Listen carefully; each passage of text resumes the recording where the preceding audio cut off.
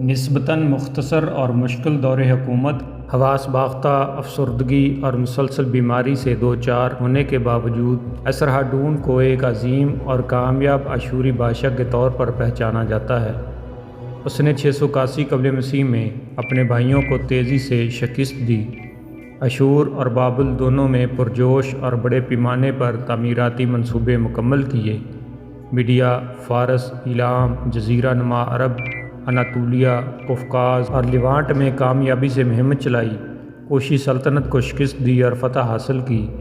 مصر اور لیبیا نے میڈیس اور فارسیوں پر ایک جاگیردارانہ معاہدہ نافذ کیا، اور اس کی موت کے بعد اس کے دو بیٹوں اور وارثوں اشور بنی پال کو سلطنت کے حکمران اور شمس سمایوکن کو بابل کے بادشاہ کے طور پر اقتدار کی پرامن منتقلی کو یقینی بنایا۔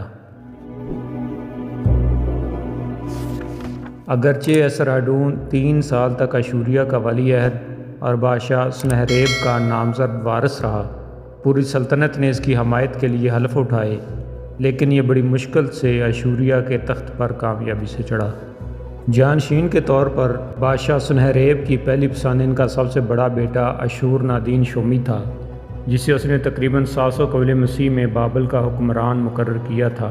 اس کے کچھ ہی دیر بعد سنہریب نے ایلام کی سرزمین پر حملہ کیا تاکہ ایلامیوں اور کچھ کلدین باغیوں کو شکست دی جائے جو وہاں سے بھاگ گئے تھے۔ اس حملے کے جواب میں ایلامیوں نے سنہریب کی سلطنت کے جنوب میں بابل پر حملہ کیا اور 694 میں سپار شہر پر، جس کا گورنر اشور نادین شومی تھا، قبضہ کر لیا، اور اس ولی عہد شہزادے کو ایلام لے جا کر پھانسی دے دی گئی، جس کی وجہ سے سنہریب نے ایلامیوں، کلدانیوں اور بابلیوں سے وحشیانہ انتقام لیا تھا۔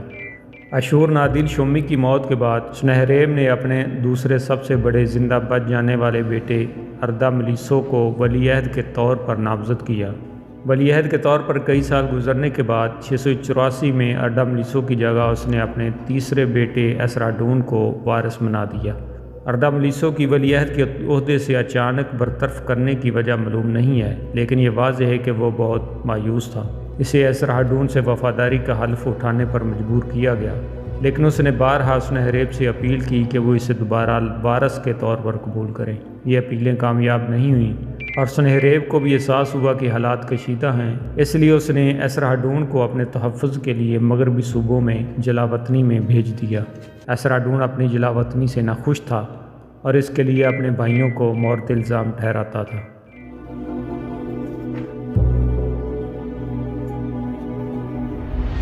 اکتوبر 681 کو ارداملیسو اور سنہریب کے ایک اور بیٹے نابو شروع نے نینوا کے مندر میں اپنے باپ پر حملہ کر کے اسے قتل کر دیا، تاہم وہ تخت پر قبضہ نہ کر سکا۔ سنہریب کے قتل نے ارداملیسو اور اس کے حامیوں کے درمیان کچھ تصادم پیدا کر دیا تھا، جس کی وجہ سے ممکنہ تاج پوشی میں تاخیر ہوئی، اور اس دوران اسرہاڈون نے ایک فوج کھڑی کر دی تھی۔ اس فوج کے ساتھ اس کا مقابلہ اس کے بھائیوں کے ساتھ علاقے ہینگبلٹ میں ہوا، جہاں زیادہ تر سپاہیوں نے اس کے ساتھ شامل ہونے کے لیے اپنے بھائیوں کو چھوڑ دیا اور دشمن کے جرنیل بھاگ گئے۔ اس کے بعد اس نے بغیر کسی مخالفت کے نینوا کی طرف کوچ کیا۔ اپنے والد کی موت کے 6 ہفتے بعد اسے نینوا میں نئے اشوری بادشاہ کے طور پر تسلیم کر لیا گیا۔ تخت سنبھالنے کے فوراً بعد اسرہاڈون نے اپنے بھائیوں کے خاندان سمیت تمام سازشیوں اور سیاسی دشمنوں کو پھانسی دے دی۔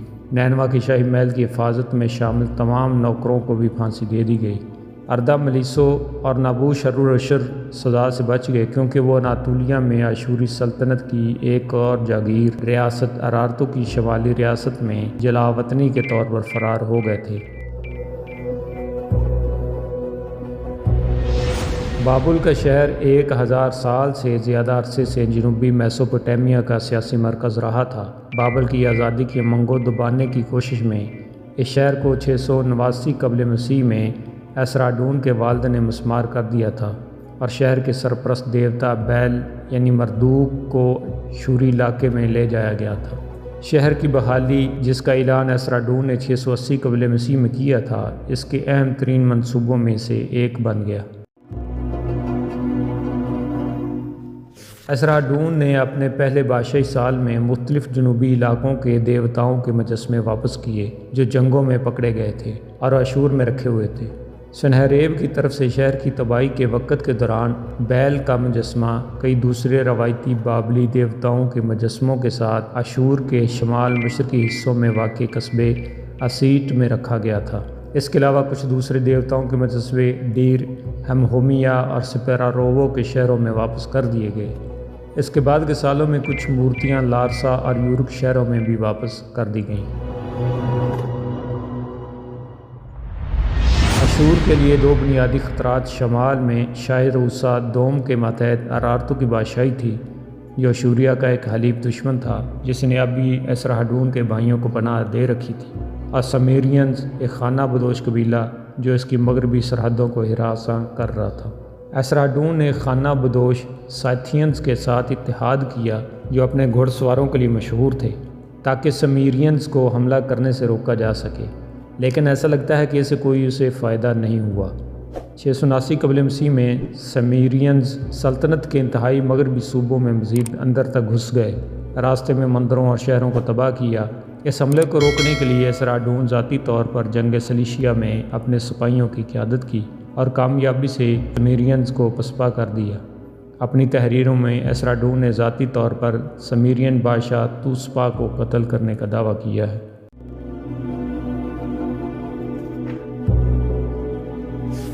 جب سمیرینز حملہ جاری تھا تو لیوانٹ میں اسرحڈون کے ایک غاصب عبدی ملکوتی نے سائڈون شہر پر اس کی حکمرانی کے خلاف بغاوت کر دی۔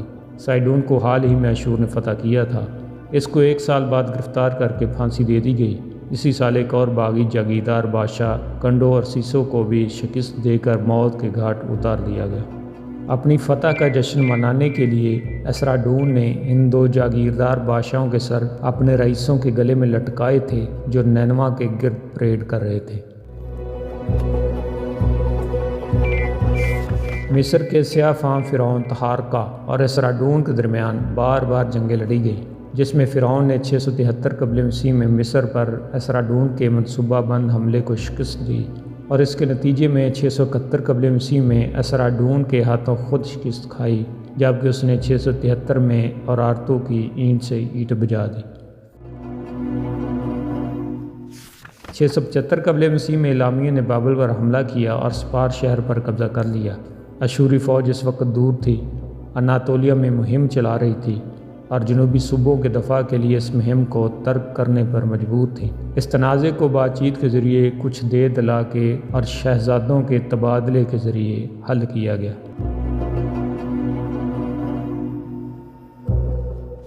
673 قبل مسیح کے مصر پر ناکام حملے کے وقت تک یہ ظاہر ہو چکا تھا کہ اسرحڈون بادشاہ کی صحت خراب ہو رہی ہے۔ یہ بادشاہ مسلسل کسی نہ کسی بیماری میں مبتلا رہتا تھا اور اکثر اوقات کھانے پینے اور انسانوں سے رابطے کے بغیر اپنے سونے کے کمرے میں دن گزارتا تھا۔ فروری 672 قبل مسیح میں اس کی پیاری بیوی اشراحمت کی موت سے اس کی حالت مزید بگڑ گئی۔ دریافت شدہ دستاویزات اس بات کی طرف اشارہ کرتی ہیں کہ اسرحڈون اکثر اداس رہتا ہے۔ اس کی بیوی اور اس کے حال ہی میں پیدا ہونے والے شیرخوار بچے کی موت نے اسرحڈون کو افسردہ کر دیا تھا۔ چونکہ اشوری لوگ بیماری کو خدائی سزا سمجھتے تھے، اس لیے وہ ایک بادشاہ کو جو بیمار تھا اس کو اس بات کی علامت کے طور پر دیکھتے تھے کہ دیوتا اس کا ساتھ نہیں دے رہے۔ اس وجہ سے اسرحڈون کی خراب صحت کو ہر قیمت پر اپنی رعایا سے چھپانا پڑا۔ 671 قبل مسیح میں نو اشوری سلطنت کے مصر پر کامیاب حملے کے بعد اسرحڈون نے متبادل بادشاہ کی رسم ادا کی۔ اس رسم کے مطابق اشوری بادشاہ کا 100 دن تک روپوش ہونا شامل تھا، جس کے دوران ایک متبادل ترجیحی طور پر دماغی کمزوریوں والا بادشاہ اس کی جگہ شاہی بستر پر سوتا تھا، تاج اور شاہی لباس پہنتا تھا اور کھاتا تھا۔ ان 100 دنوں کے دوران اصل بادشاہ پوشیدہ رہتا اور صرف کسان کے نام سے جانا جاتا تھا۔ اس رسم کا مقصد یہ تھا کہ بادشاہ پر آنے والی کوئی بھی برائی متبادل بادشاہ پر نازل ہو اور حقیقی بادشاہ محفوظ رہے۔ 100 دنوں کے اختتام پر کچھ بھی ہوا ہو، اسے قطع نظر متبادل بادشاہ کو مار دیا جاتا تھا۔ اسرحڈون نے شگون کو 671 قبل مسیح کے بعد کے 2 سالوں کے دوران 2 بار یہ رسم ادا کی، جس کی وجہ سے وہ تقریباً 1 سال تک اشوری بادشاہ کے طور پر اپنے فرائض ادا کرنے سے قاصر رہا۔ اس دوران اس کی سلطنت کی زیادہ تر سول انتظامیہ اس کے ولی عہد کے زیر نگرانی تھی اور مصر میں فوج کی کمان ممکنہ طور پر اس کے چیف خواجہ سرا اشور ناصر کے پاس تھی۔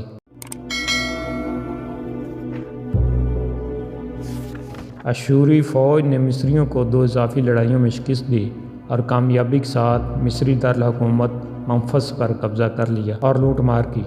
اگرچہ فرعون طہار کا فرار ہو گیا تھا، لیکن ایسراڈون نے فرعون کے خاندان، اس کے بیٹے اور بیوی سمیت اور زیادہ تر شاہی دربار پر قبضہ کر لیا، جنہیں یرغمال بنا کر واپس اشور بھیج دیا گیا۔ اشوری بادشاہ کے وفادار گورنروں کو مفتوحہ علاقوں کا انچارج بنایا گیا تھا۔ مصر کی شکست کی یاد میں تعمیر کیے گئے اس کی فتح کے اسٹیل میں ایسراڈون کو ایک شاندار پوز میں دکھایا گیا ہے، جس کے ہاتھ میں جنگی گدی ہے اور ایک بادشاہ اس کے سامنے گھٹنے ٹیک رہا ہے۔ شکست خوردہ فرعون کا بیٹا بھی موجود ہے، جس نے گھٹنے ٹیک رکھے ہیں اور گلے میں رسی ڈلی ہوئی ہے۔ فتح کے نتیجے میں مصریوں کی ایک بڑی تعداد کو اشوری مرکز میں منتقل کر دیا گیا۔ ایسراڈون نے صرف 1 سال بعد 669 قبل مسیح میں ایک بار پھر متبادل بادشاہ کی رسم ادا کی۔ اسی وقت شکست خوردہ فرعون طہار کا جنوب کی طرف سے پھر نمودار ہوا اور اشور کی سیاسی صورتحال سے فائدہ اٹھا کر مصر کو ایسراڈون کے کنٹرول سے آزاد کرانے کی کوششیں کرنے لگا۔ ایسراڈون کو اس بغاوت کی خبر ملی اور اسے معلوم ہوا کہ اس کے اپنے گورنرز بھی، جنہیں اس نے مصر میں مقرر کیا تھا، اس کو چھوڑ کر باغیوں میں شامل ہو گئے ہیں۔ اپنی 100 دن کی چھپائی سے ابھرنے کے بعد بظاہر نسبتاً اپنے معیار کے مطابق صحت مند تیسری بار مصر کے خلاف مہم چلانے کے لیے روانہ ہوا۔ اسی مہم کے دوران ایسراڈون کی موت 1 نومبر 669 قبل مسیح کو مصر کی سرحد تک پہنچنے سے پہلے ہی ہاران میں ہوئی۔ شواہد کی عدم موجودگی سے پتہ چلتا ہے کہ اس کی موت قدرتی اور غیر متوقع تھی۔